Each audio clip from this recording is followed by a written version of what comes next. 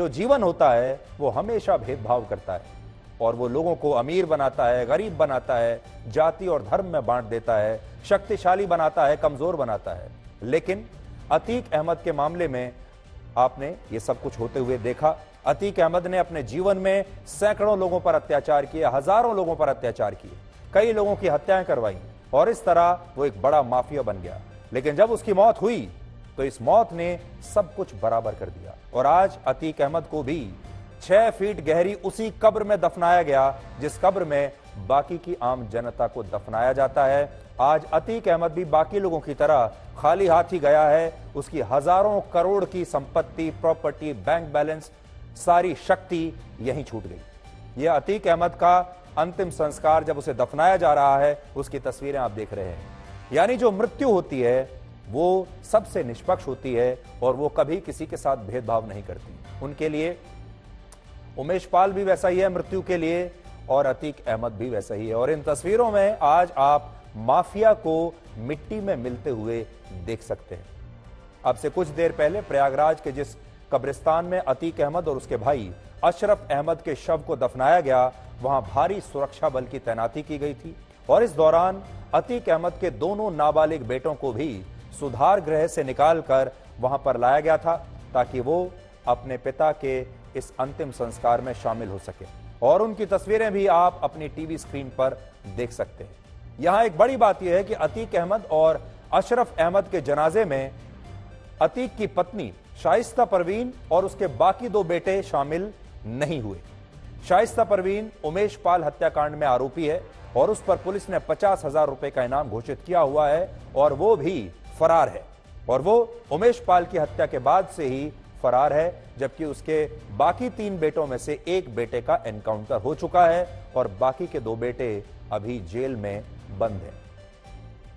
सोचिए, अतीक अहमद ने अपने जीवन में अपराध के जरिए हजारों करोड़ रुपए कमाए, लेकिन ये सब कुछ कमाकर भी वो इतना बदनसीब निकला कि उसकी पत्नी और उसके बेटे उसके जनाजे में शामिल तक नहीं हो पाए। और इसीलिए कहते हैं कि इंसान के पाप और पुण्य का हिसाब इसी जन्म में होता है और अतीक अहमद के साथ भी बिल्कुल वही हुआ है।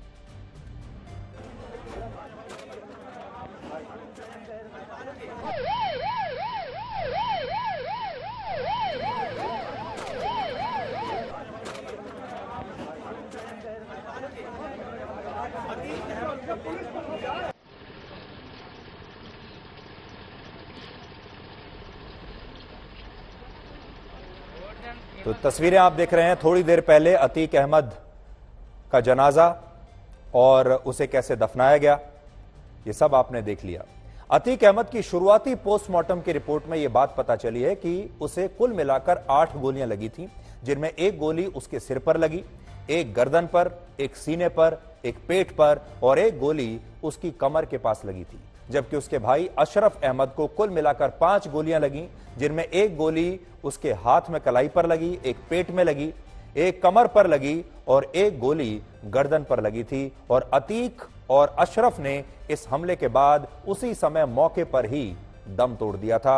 अतीक अहमद इतने भारी पुलिस बंदोबस्त में पहुंचा, चारों तरफ पुलिस है और उसके बावजूद 3 युवा लड़के आते हैं और अंधाधुंध इन दोनों के ऊपर गोली चलाना शुरू कर देते हैं और पुलिस खड़ी की खड़ी रह जाती है एकदम असहाय होकर। आज जो लोग अतीक अहमद की हत्या को उत्तर प्रदेश की कानून व्यवस्था के लिए एक चुनौती बता रहे हैं और कह रहे हैं कि अतीक अहमद इसलिए मारा गया क्योंकि वो एक मुसलमान था, मुस्लिम गैंगस्टर था, उन तमाम लोगों ने कभी उमेश पाल की हत्या पर ऐसी कोई बात नहीं की। आज हम आपके सामने एक तुलना रखना चाहते हैं। उमेश पाल की भी हत्या हुई और अतीक अहमद की भी हत्या हुई।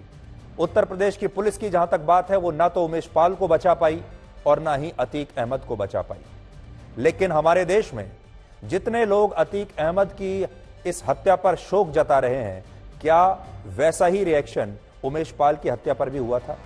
इससे पहले भी आप याद करके देखिए, हमारे देश में जो आम लोग हैं, न जाने कितने आम लोगों की इस तरह के अपराधी और गैंगस्टर्स हमारे देश में हत्या करते रहते हैं।